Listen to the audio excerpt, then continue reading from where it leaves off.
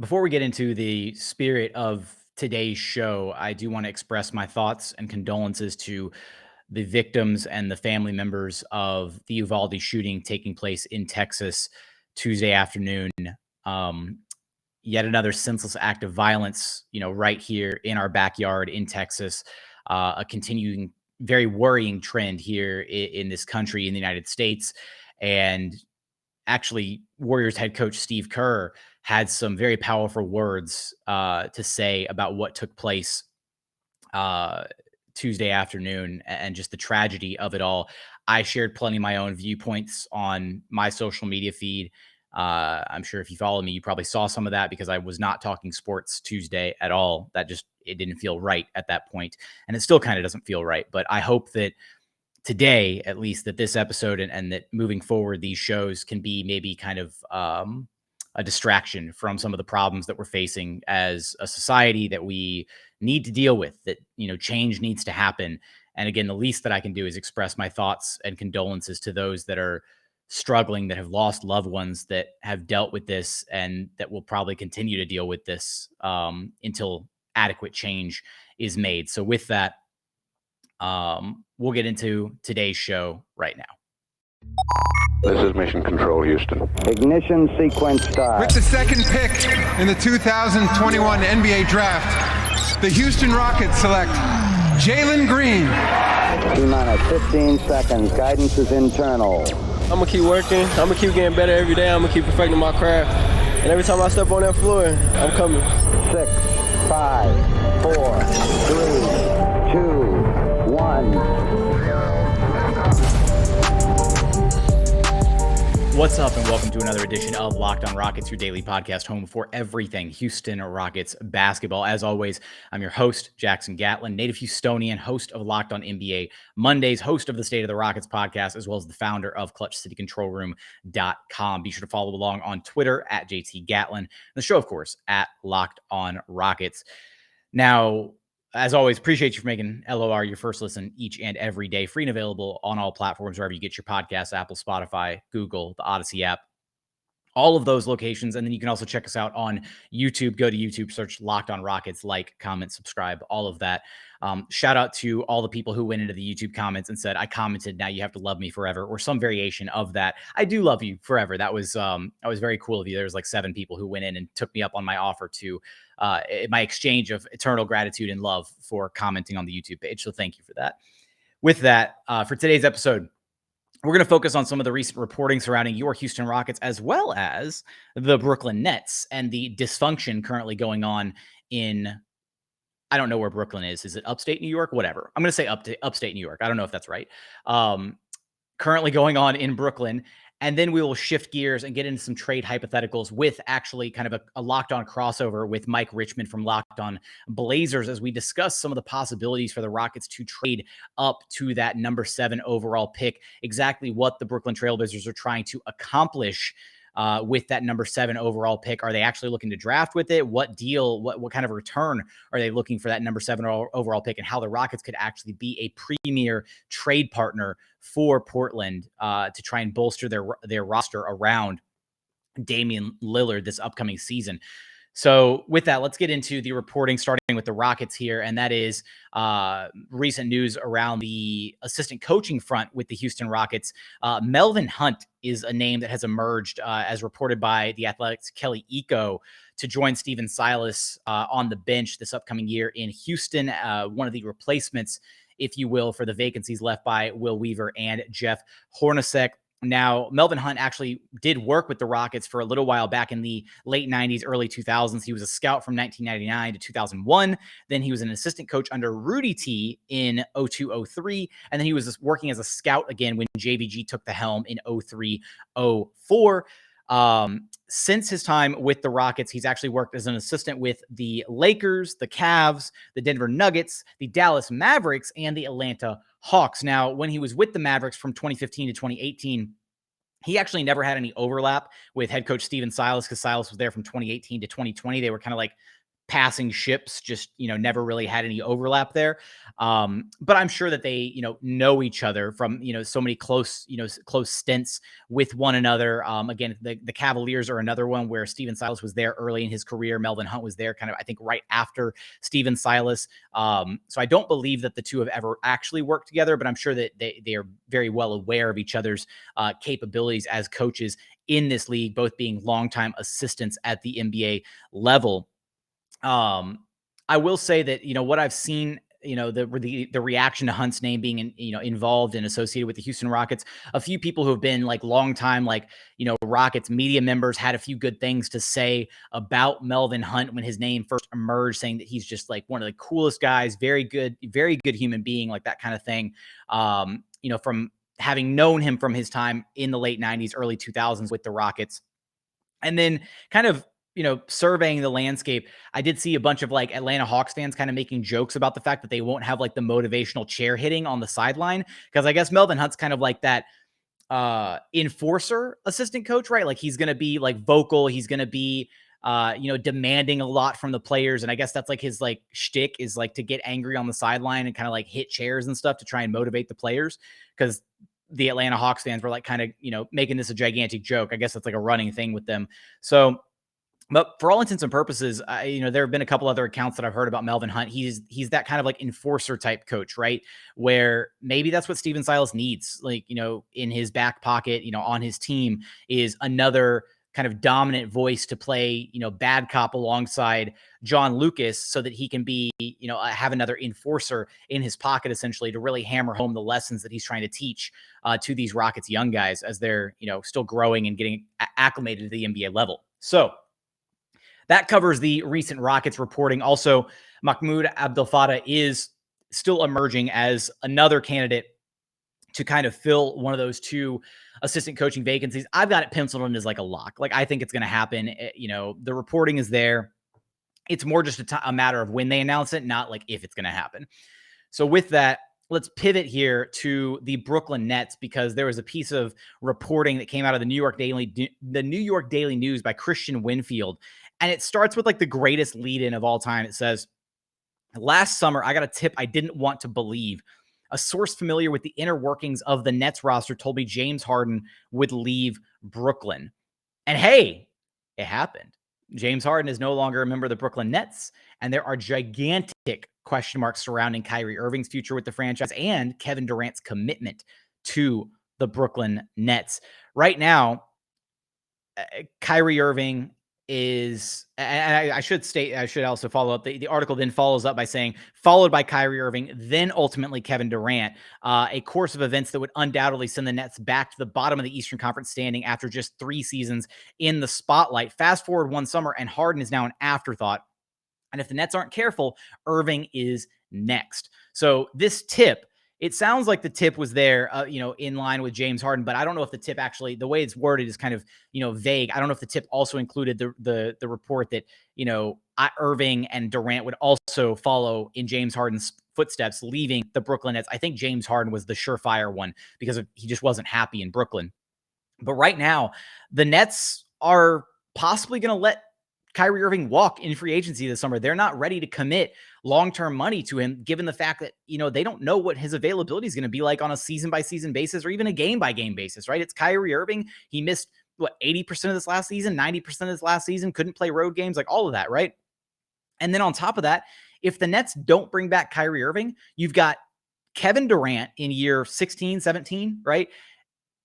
Ben Simmons, who's not healthy with a damaged back, who's already like damaged goods and a flawed player, and role players. That's what you're left with if you're the Brooklyn Nets.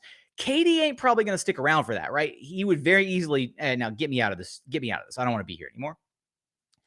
This is going to make Rafael Stone look like an absolute genius, and I am going to be insufferable when one of those Brooklyn Nets picks conveys as a lottery pick. We came damn close this season, right? Pick number 17. That's already way better than anybody thought like the picks would convey from where the Brooklyn Nets were and where we thought that they would be at with a potential dynasty, at least, riding off into the sunset with James Harden, Kyrie Irving, and Kevin Durant as they, aged, and sure, maybe a bit of a fall off towards the end when they started getting older. But This is happening much, much sooner rather than later. And again, they already got pick number 17 this year. And the best part about this, right, and the way this trade was permutated is the Rockets are about to be in a position where their picks are going to be in control, or their picks are going to be controlled by the Oklahoma City Thunder, which gives them a reason to want to be good again. And subsequently, another reason to want to be good again is if the Brooklyn Nets are bad, then it gives you that opportunity to kind of flip pick swaps around. So even if, let's pretend for a second here, right, that if the Brooklyn Nets wind up being worse than the Rockets, then they don't get to maximize those pick odds, right? Which is fine because then, or actually, I apologize. I should say they do get to maximize those pick odds because if the Brooklyn Nets pick lands somewhere in the lottery and the Rockets are actually outside the lottery and like getting better and they're a playoff team, then the Rockets are going to be able to swap back in and pick up more lottery talent. That is the beauty of the way this trade was constructed by general manager Rafael Stone, to where the Rockets are going to be in a position where they've kind of replenished the cupboard of draft assets that were unfortunately controlled by the Oklahoma City Thunder. And again, there is no certainty about what's going to take place in Brooklyn moving forward. That franchise is in a turbulent time period. And there's just, again, like I'm reveling in it because one, James Harden's no longer there. So now I can just actively root on the downfall of the Brooklyn Nets without feeling like a twinge of guilt. Tinge of guilt. There we go. That's the word. So it's all just, it's playing out beautifully, and this could not have worked out better for the Houston Rockets. Hopefully Kyrie Irving does leave this offseason, and then hopefully Kevin Durant leaves not too long thereafter, putting the Brooklyn Nets back in a state of NBA purgatory, the place that the Rockets could have found themselves had they traded for Ben Simmons all those many moons ago, and the offset of the James Harden ordeal and him wanting out of Houston. So with that, shout out to general manager Rafael Stone for putting the Houston Rockets in a primo position to navigate this Houston Rockets rebuild. Coming up, we're going to dive into some trade hypotheticals with Mike Richman from Locked On Blazers, focusing on pick number 7 in this year's NBA draft. But first, a quick message from our friends over at Built Bar, because when it comes to protein bars, you've got to check out Built Bar. They're the #1 protein bar on the market, and for good reason. Every single bar is coated in 100% delicious chocolate. They're not gritty or chalky like other protein bars out there. The flavors that they have are just incredible. You got strawberry, raspberry, cookies and cream, salted caramel, mint brownie. Coconut brownie chunk is my favorite. You really can't go wrong with a single one, though. Every single bar is low cal, low sugar, high protein, high fiber. Amazing if you're on a keto diet. Amazing if you're trying to cut back a little bit, lose a little bit of weight. You can check them out. Just go to built.com and use promo code LOCK15 to get 15% off your very next order of the best tasting protein bars on the market. Again, that's promo code LOCK15 for 15% off at built.com. And continuing on here at Locked On Rockets, your daily podcast home for everything Houston Rockets basketball. As always, appreciate you for making LOR your first listen each and every day. For your next listen, go check out the Locked On NBA Big Board podcast. Host Rafael Barlow from NBA Draft Junkies and author of the NBA Big Board newsletter is joined by Richard Stamen, Sam Ferris, and Leif Thulin, giving fans an in-depth look into the NBA draft, mock draft, player rankings, and of course, big boards. It's free and available wherever you get your podcast. Now, let's go ahead and dive into our crossover edition episode with Mike Richman from Locked On Blazers. In today's show, we got a whole lot of fun. Joining me as host of Locked On Rockets, none other than Jackson Gatlin himself. Jackson, thanks for joining us. Happy to be here on the program, Mike. Ready to talk about some hypotheticals here and there. Yeah, it is fake trade season in my prison, of Blazers off season. So here's how we got here. Last week, a couple weeks ago, depending on when you were listening to this, dear listeners, in a previous episode, I think this may be the best way to say this. In a previous episode, I pitched 5 trades for the Blazers to trade back and get better. And I'm kind of tracking down the hosts of those various teams to pitch my trades to you. And then we can kind of suss out how close I got to it being realistic. I get that you're not Rafa Stone. You are, if you were, it would be super cool for you joining the program. But like, I think you have a good sense of what the Rockets might do, right? So you can give me your takes on this stuff, kind of your personal opinion and then what you think the franchise might do. So let me just start pitching this trade to sort of set the stage. The Blazers have the 7th pick in the NBA draft. They are seemingly very unlikely to use it, and they're probably looking for some sort of veteran help. The names they've been linked to are forwards because they don't have any of those on the roster. The Rockets, they've got some of those. And the trade that I proposed was giving the Rockets the 7th pick in the NBA draft in exchange for forward Christian Wood and the 17th pick in the draft. If you need sweetener, the Blazers would be willing, at least my version of the Blazers would be willing to throw in the 36th pick in the draft. So you get an early second rounder. So that'd be 7 and 36 for Christian Wood and 17. And the Blazers have a traded player exception that they can absorb Christian Wood into. You wouldn't need to give back salary. This trade would go down after the draft, technically agreed to on draft night, but after the draft because the Blazers can't trade a pick before the draft. What do you think?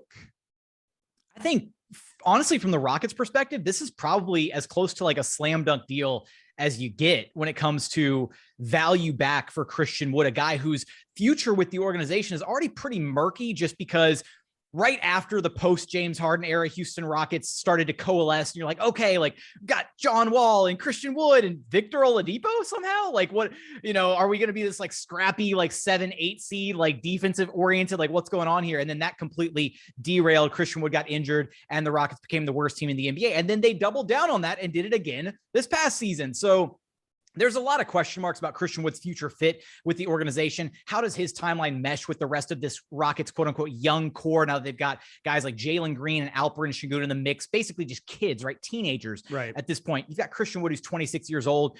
He's not over the hill by any stretch of the imagination, but his timeline does not really match well with the rest of the Rockets young guys. I think this trade moving up 10 spots from 17 to 7 and basically being able to guarantee yourself one of those tier 2 prospects in this draft, right? Because you've got kind of all the tier 1 guys in the 3 big man prospects and then kind of like Jaden Ivey and then maybe, depending on how you talk to, Shaedon Sharpe being lumped in with that bunch as well.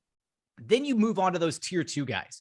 And I genuinely think that at pick 17, you might just run out of some of those really like clear-cut tier 2 prospects right before you get to pick 17. And I genuinely think the Rockets organization is going to do everything in their power to move up from 17 this year. And really the nail in the coffin here, Mike, on this trade is the fact that they've got to decide what they're going to do with Christian Wood, because it doesn't matter if you're taking home Jabari Smith or Chet Holmgren or Paolo Banchero. You're going to have to clear out space in the front court somehow if you're the Houston Rockets to get minutes for the number 3 overall pick, whoever it may be, Alperen Sengun, Usman Garuba, who is practically shelved all of last season. So they need to start consolidating their assets. And if you were to come to me with that trade, 7 and 36 for 17 and Christian Wood, I would drive down to downtown Houston, wherever Christian Wood's apartment is, and start packing his bags for him. Well, to be clear, I don't even like Christian Wood. I kind of think he's bad, but sell me on it. He's entering the final year of his contract. Like, convince me I'm wrong. You might also agree, but he's in the final year of his contract, making $14 million. Kind of a good deal for someone who's been as productive as him. But the numbers for me, when I watch him, don't line up with someone who is like, he averaged like 20 and 10 and then 17 and 10 in back-to-back seasons, shooting 38% from 3. What am I missing, Jackson? So I think the issue with Christian Wood is kind of twofold, in that he was brought in to be an ancillary piece to James Harden, right? And essentially to be an ancillary piece to James Harden and Russell Westbrook. And then that just completely like unraveled in the span of like a fortnight. So he was never meant to be like the number 1 option on a team. And then he became that overnight when the Rockets hit their kind of transitional rebuild period. And then I think that mentality was hard for him to kind of table as these young guys were coming in, as you've got the future face of the franchise in Jalen Green, and potentially having to kind of pass the reins over to him, where he was kind of this like holdover piece from what the Rockets were trying to previously achieve. I think if you put Christian Wood on a team with a clear-cut alpha in somebody like a Damian Lillard, who he is just like, okay, that is the guy. He's the go-to man. I play second fiddle, third fiddle, fourth fiddle to him. Probably fourth fiddle. Is he okay probably with fourth fiddle? And that's been my biggest question with Christian Wood, is can he buy into a role where he is able to just kind of stay in his lane and excel at what he does best, which he is a phenomenal 3-point shooting big. And he's actually a really capable perimeter defender. The issue for the Rockets largely this past season is they run Christian Wood at the 5 and they run an undersized Jae'Sean Tate at the 4. So the defense is largely in shambles. But if you were to put Christian Wood at the 4 next to a Yusuf Nurkic possibly, then he gets to do what he does best defensively, which is he's a capable switchy defender, right? He can keep up with some twitchier, like faster, smaller players out on the perimeter and do so pretty well. And then offensively, if he buys into the role of not necessarily having the offense run through him at times, but just being that spot up guy on the perimeter, attacking off closeouts. And this is the big one for me, is not tunnel visioning when he's attacking off closeouts. He does have a pretty strong ability to get to the foul line and create opportunities like that. His free throw shooting has been in the tank though, and it's quite unfortunate for a guy who can shoot the three ball as well as 63% 2 years ago, 62% this year for a guy who's shot like 38% from three on like whatever 800 attempts.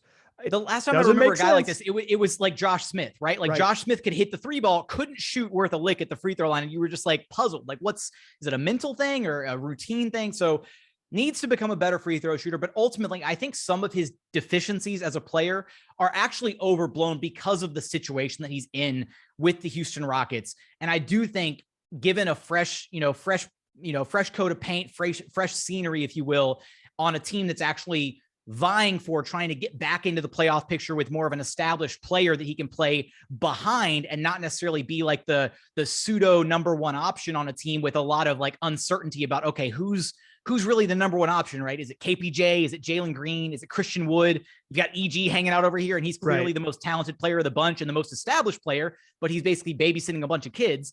So there weren't a lot of things played to Christian Wood's favor, but that 2010 is real. And his ability to be at least a positive presence defensively as both a weak side defender and help defender, as well as his ability to switch on to smaller players on the perimeter is legit. He can't guard bigs at all. He's not strong enough to guard fives. No. That's my big beef with him, is that he's so let me just ask you the question. What position is he? Like, what position does he play? So it's so tough. I think he's a 4, right? He's a 4. He's almost maybe even a 3. Like when you look at it, like maybe a bit of like, well, and that's the part where you struggle, because offensively, for him to garner that true like offensive advantage, at least being able to like attack off closeouts, is you would like him to be slotted at the 5. So he's got other slower, bigger players, you know, that have to run out and contest the 3, and then he gets to attack off the closeouts there. Whereas if you put a wing defender on Christian Wood, he doesn't have the sand in his pants to go down low and take advantage of them. And he doesn't have the downhill foot speed to like take somebody off the dribble. Now he can kind of get his shoulders past them. He's good at initiating contact, but you kind of neutralize him a little bit offensively if you're not playing him at the 5, but you give up so much defensively if he's at the 5. Right. Now I do think there's a world where if you're not running him at the 5 full time, maybe some spurts here and there throughout a game, 12 minutes here and there. If the other team goes small, he's a great option to run as a small ball 5. Sure. And then you're not giving up that much defensively, and you're kind of accentuating his strengths on the offensive end. It ultimately all boils down to, can he accept a slightly different role? And I do think having an established like pecking order and a legitimate star, an established player ahead of him would really go a long way in what he could provide to a team. Coming up, we finish our conversation with Mike Richman from Locked On Blazers. But first, a message from our friends over at BetOnline, because our partners at BetOnline continue to be the number one source for all of your sports betting needs and info. Find the latest odds, news, and sports developments, including this year's basketball playoffs, Major League Baseball fights, and even next season's NFL futures. BetOnline is your continued source for all of your sports wagering information, from live betting, playoffs, esports, the NBA draft, and more. And speaking of the NBA draft, right now you can go to BetOnline to see who is the odds-on favorite to go number 1 overall in this year's NBA draft. Right now, the odds are just increasing for Jabari Smith Jr. Right now, he is minus 250 to go number 1 overall in this year's NBA draft. Chet Holmgren is at plus 180, and then Paolo Banchero falling significantly further behind at plus 700. So for all of that and more, head to their website today or use your mobile device to learn more about the trends in action available to you. BetOnline, it's where the game starts. And final segment here at Locked On Rockets, your daily podcast home for everything Houston Rockets basketball. As always, appreciate you for making Locked On Rockets your first listen each and every day. For your second listen, go check out the Locked On NBA podcast. From the very first jump of the play-in tournament all the way to the final buzzer of the NBA Finals, Locked On experts taking you deep inside the playoffs with insight and analysis affecting all 30 teams. I host the Monday show, always a ton of fun. 3 interviews from around the league to get your week started off right. Free and available wherever you get your podcasts or on YouTube. Wherever you listen to this podcast, you can find that one. Let's continue our conversation with Mike Richman from Locked On Blazers. All right. I think I remain skeptical, but some listeners have pitched this to me as their ideal trade. So I want to hear from someone who's watched him super closely over the last, few seasons to kind of figure out what he is. So there's two other parts of this, two other elements. One, Rockets fans are desperate to get Eric Gordon the hell up out of there and send him to Portland. There's not a good way to make that money work, but let's just get into super hypothetical world. Is Jae'Sean Tate ungettable? Because he seems like the kind of guy who would fit what Portland needs if they were to take on EG. Is there a route there we don't need to get into cap specifics, but is that realistic ask?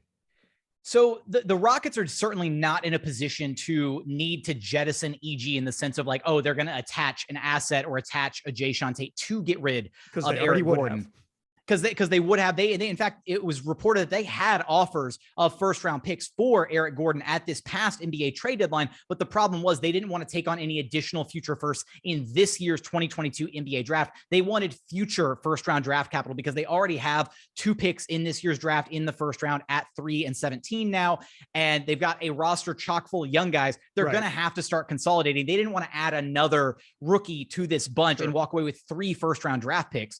So unfortunately, there were no future firsts on the table for EG. They're not in a position where they feel that they need to deal EG. In fact, they're actually really, appreciative of the role that he's kind of bought into as being this kind of veteran mentor for these young guys. He's honestly the happiest that he's been in a while. And I know that both from just within the Rockets organization, as well as just interacting with Eric Gordon, myself throughout media availabilities and whatnot. He has bought into this role of he's happy where he's at, mentoring these young guys. He's building a brand new house in Houston. He is committed if the organization wants to keep him. Now, that said, if a good enough offer came along where a team, wants to offer a future first, then I think the Rockets are going to entertain that, but they're also going to do right by Eric Gordon. That's been the mantra for general manager Rafael Stone since taking over for Daryl Morey, and kind of, I think, amending some of the previous imagery and kind of the sense that players and other organizations got from the Rockets was this, perspective of they don't really care about the players. They're just viewing them as assets. And,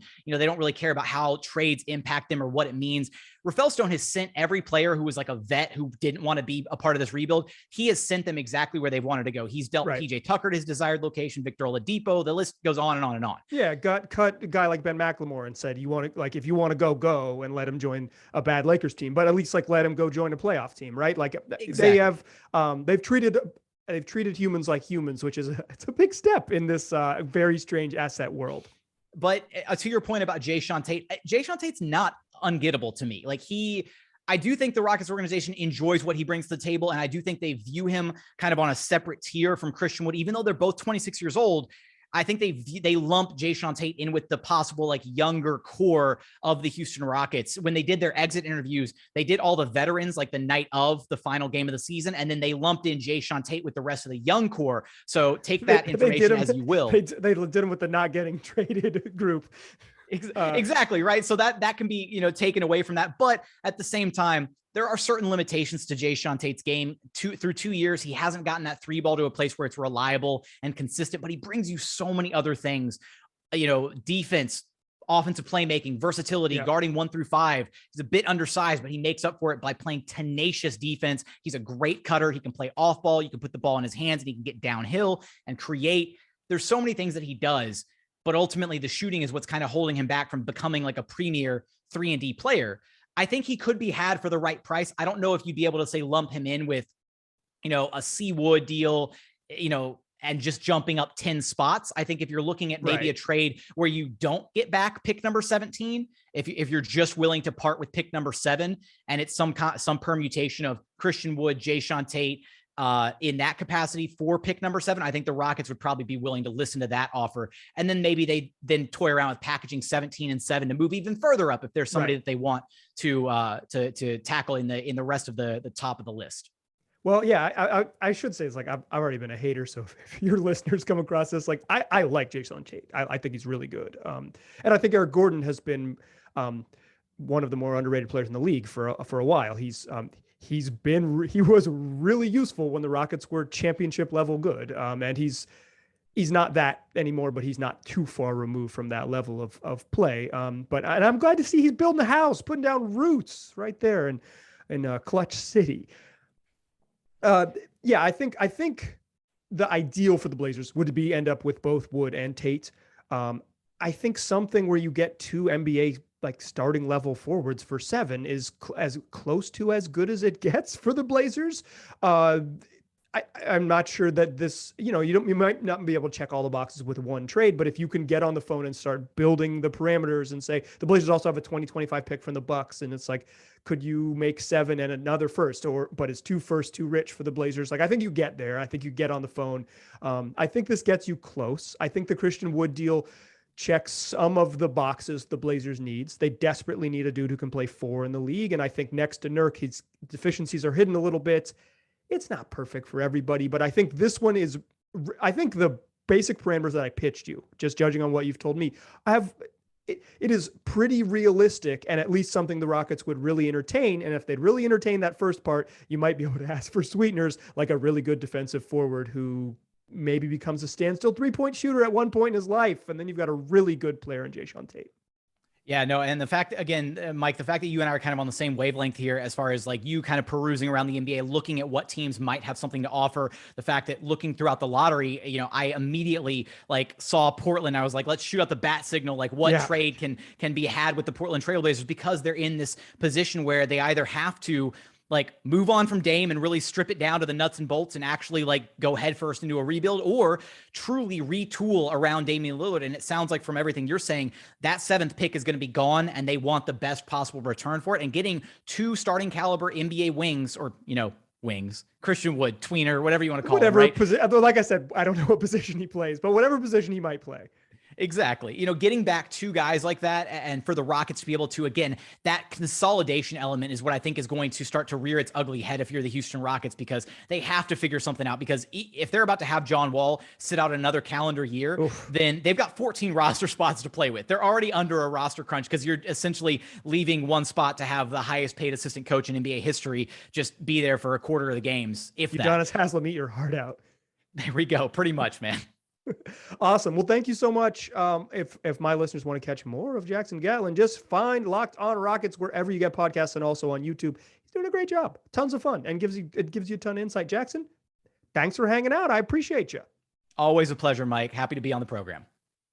And that's going to do it for another edition of Locked On Rockets. As always, appreciate you for checking out the show. How did you feel about some of the trade hypotheticals that Mike and I came up with regarding the Houston Rockets and Portland Trailblazers? Let me know in the YouTube comments. As always, I do appreciate you for checking out the show. If you haven't done so yet, please consider subscribing wherever you listen to your podcasts: Apple, Spotify, Google, brand new Odyssey app, free and available on all platforms. Also, check us out on YouTube. Like, comment, subscribe, all of that. Let me know how you feel about the hypotheticals in the YouTube comments. Let me know how you feel about the Brooklyn Nets just completely unraveling, and the fact that the Rockets are going to have delicious lottery picks for years to come, courtesy of the James Harden trade. Let me know about all your thoughts in the comments. But as always, thank you so much for watching. Thank you so much for listening. We look forward to having you back right here at Locked On Rockets, your daily podcast home for everything Houston Rockets basketball.